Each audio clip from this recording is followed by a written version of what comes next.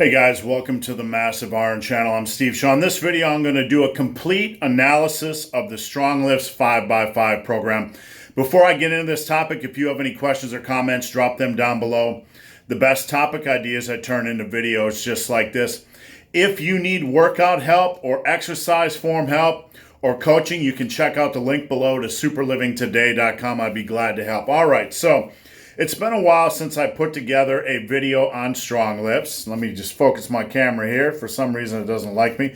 It's been a while since I put together a video on StrongLifts, and I still get a lot of StrongLifts questions. So I thought it'd be a good time for me to get organized and put together a little bit of a quality overview of StrongLifts, a little bit more detailed look at StrongLifts 5x5 than I put together before. So let's dive right in. StrongLifts 5x5 is a novice program. It can be used by complete novices or someone returning to the gym. Basically, you're alternating between an A and B workout. The A workout has squats, bench, and barbell rows.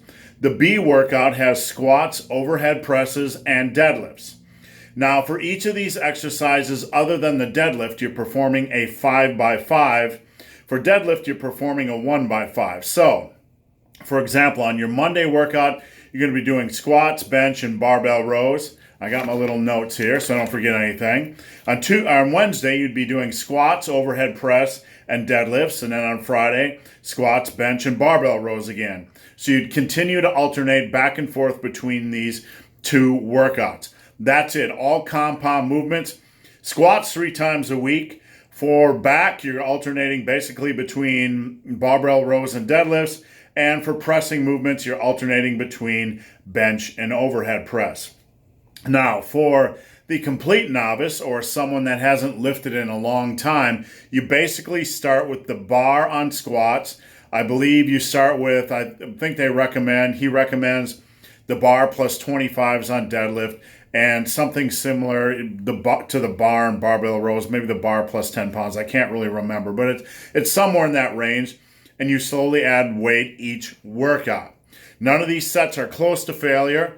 You're just continually using linear progression until you hit walls on these exercises.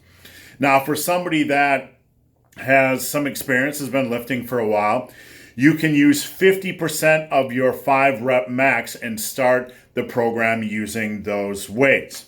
So some of the stuff I was just looking at his page, and some of the stuff they proclaim for the 5x5 program is that, and this is straight off their website, not hyperbole, not anything I'm making up. The 5x5 program will help you with less fat, more endurance, more fitness, more health, more confidence, more sex, more power, more flexibility, less injuries, more toughness, and the two that they stress on here, more time because you're not living in the gym, and more money because you don't need supplements or a lot of extra equipment. Basically just all barbell exercises. So obviously a lot of this stuff is, really nonsense, and it could be applied to any barbell program, any resistance training program. You're not going to have inherently more sex from using this program. And it's things like less injuries and more flexibility are obviously debatable, and some of these points are laughable, but we will not dwell on them. Now, Mady, I believe his name is pronounced, proclaims that to get optimal results from the program, you should get your bench to 220 pounds, your squat to 300 pounds, and your deadlift to 400. Now, I will say those are really good goals for a beginner to achieve. And those are something I tell lifters they should aim for in their first year of training. So I agree with them. Those are really good first year goals. If you reach these goals, you'll probably gain anywhere from about 15 to 16 pounds of muscle. So those are good goals to try to achieve. Now, I'm going to get into my analysis and critique of the StrongLifts 5x5 program. First off, I want to say that squats 3 times a week are not needed. Squats 3 times a week are not needed. I prefer to see a lifter, a novice, if he's going to use a full body workout, to do squats twice a week and to squeeze in other quad work. Here's the thing. A lot of times lifters will come to me as a seasoned coach who's been doing this for 33 years, been lifting for 33 years, and coaching and writing in the industry for over 12 years. A lot of folks will come to me and say, I'm doing squats, but my quads aren't growing. What is going on? I'm getting very strong in my squats. Here's the thing. Squats are not always the magical exercise for everyone when it comes to quad size. Some lifters are more hip strong, hamstring strong, glute strong, whatever strong, and they need more quad work. To build a wide base, to build a well-rounded base for leg size and to help with overall with squat strength development, you need to do exercises other than squats. They may be front squats, they may be hack squats, they may be leg press, they may be lunges, they may be a myriad of other exercises. But for a well-rounded program, you need to do more than squats. Therefore, when I'm designing a novice or beginner program, the max I will have them squatting each week is twice, and then I'll find a way to work in other quad work. So I do not believe under any circumstances that squatting 3 times a week is the best approach. Again, the second point I was going to mention is that it does not have direct quad work outside of squats, and we covered that. Third point here is not enough leg volume. You're doing 15 sets a week. Yes, you are. You're doing 75 reps. Yes, you are. That is not bad, but overall, you probably want to do a little bit more work for your quads. The rep range is low. So you're doing about 25 reps 3 times a week. That's about 75 reps. The quads and the legs are big, beefy areas. They're big, beefy muscles, quads and hamstring. Now understand that he is working quads and hamstrings with squats and deadlift. And in my opinion, this is not enough volume. When I am doing a leg program, I will have people do 3 to 4 sets of squats, 3 to 4 sets of leg presses, things like body weight lunges or leg extensions or hack squats. And then we have things like Romanian deadlifts and leg curls. And if you look at that, however you slice it or dice it, whether it's a full body or a split, you have about 5 exercises, maybe 6 exercises, and that volume is going to be greater than what he is showing here. So I do not, what he is featuring in this program, so I don't believe it's enough leg volume. Now the next point, and that piggybacks on this last point, is there's no real hamstring volume. The only way you're working your hamstrings in this program is through squats and some deadlift. And I do not believe that is the best idea. I also don't necessarily believe for a novice that they should jump into deadlifts. I believe they should probably spend some time doing stiff leg deadlifts or Romanian deadlifts or whatever to strengthen their back before they jump into floor deadlifts. But that point is debatable and will depend on the individual lifter. Now, the next point, 5x5s for barbell rows and overhead press. I do not believe under any circumstances, for most lifters, that 5 rep sets for rows, barbell rows, and overhead presses are the best way to train these exercises. From my experience, these exercises are better handled with volume, usually 8 to 12 rep sets. 8 to 10 rep sets are more the sweet spot. The shoulders especially, heavy rep, when you get strong, low rep, heavier work for the shoulders, in my opinion, just are not the best way to train the shoulders. The shoulders tend to be inherently weak when it comes to muscle and strength endurance. You'll notice if you do programs like German volume training that no matter what weight you put on the bar, it's hard to get to a 10 by 10, even if it's an extremely light weight. The shoulders tend not to be really strong on endurance, and I recommend trying to strengthen and grow your shoulders in a higher rep range. It's easier to progress, and progressing in higher rep sets is easier on the shoulders over the course of your life than doing low rep heavy work. I do not believe in low rep heavy work frequently for shoulders. I believe it is not a good idea for building muscle and for overall shoulder health. That is my opinion, and again, that is debatable. Now, when it comes to barbell rows, again, once you start to get strong in barbell rows, it's going to start putting a lot of pressure on your lower back. I find that it is better to progress in barbell rows and dumbbell rows with little heavier weight. Obviously, this program is based around a 5x5. It's very arbitrary. It kind of sticks the same set. It doesn't kind of, it absolutely sticks the same set and rep scheme on every exercise, which is extremely arbitrary and is extremely, let me find the right word here.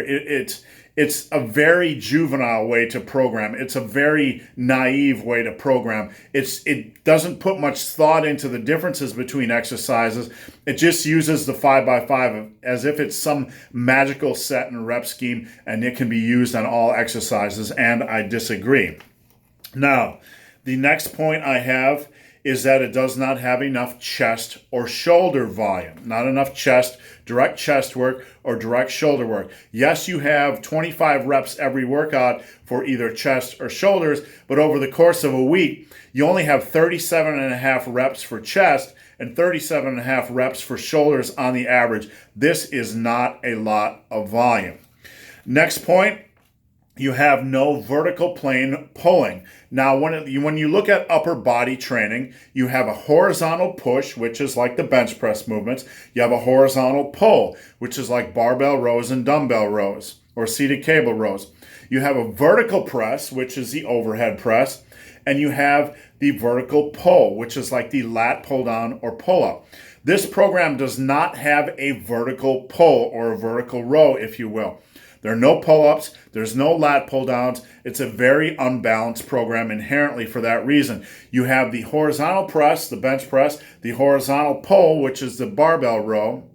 You have the vertical press, which is the overhead press, but you do not have an exercise to balance that. And you should always have at least one exercise in your back workout to balance the vertical pressing. And it should be a heavy, challenging movement, preferably pull-ups, or weighted pull-ups if you can do them. If not, you need to do things like lat pull-downs or things like inverted rows.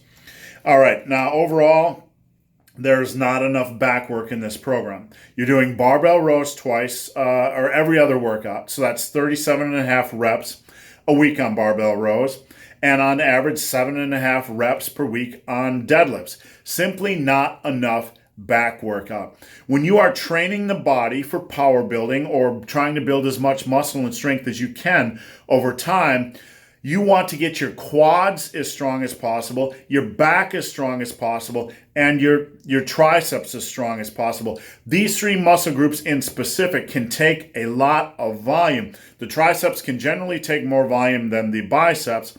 The quads can take a lot of volume because of your legs. They're just built that way. And the back can generally take a lot more work than your chest or shoulders. This is simply not enough back work. We have one more point: no direct arm work. One of the things that StrongLifts talks about is that compound movements will help you build strength and muscle, and it frames it basically saying you don't need isolation work or anything other than compound work to build muscle. It is true, to build muscle, you do not need more than compound movements. But I will state that this is not optimal in any way, shape, or form. I don't know this just from theory. I know it from personal experience. I have lifted for over 33 years. For 2 years as a power lifter, I just went to compound movements only. I lost arm size, I lost quad size, and I also noticed during things like my eccentrics on bench press that I was picking up more strains in the upper body, that my eccentrics felt just crazy slow because the only thing I could attribute it to was a weakening of my arm size or my arm strength. So even though you can get stronger on compound movements, that does not mean you are getting optimal. That does not mean you are building strength at an optimal rate, nor building muscle at an optimal rate. I completely disagree, and I think you are not being optimal in any way, shape, or form without direct arm work. And the same thing goes with for hamstrings, so on and so forth. So overall, this program, in my opinion, is a very generic program. It focuses on arbitrary set and rep ranges. It has far too many weaknesses for me to ever recommend this program to a beginner. Will it work? Yes, this program will work because it has barbell movements. It'll help you build some muscle. It'll help you build strength. With that said, if you compare StrongLift to many other programs in this industry, it is on the far scale of what I would consider one of the worst novice programs because it has too many weaknesses, too many imbalances, and not enough volume for key body parts. So guys, that's it. Let me know what you think. Drop a comment down below. You can also check out my book, Massive Iron, which gets more into the mechanics of power building. That is linked below as well, or at superlivingtoday.com. So guys, hope this video has been of some help. If you have any questions or comments, drop them below. If you made it this far in this video and have yet to subscribe to my channel, please do. I'd appreciate the support. So guys, as always, thanks for watching. Have a great day.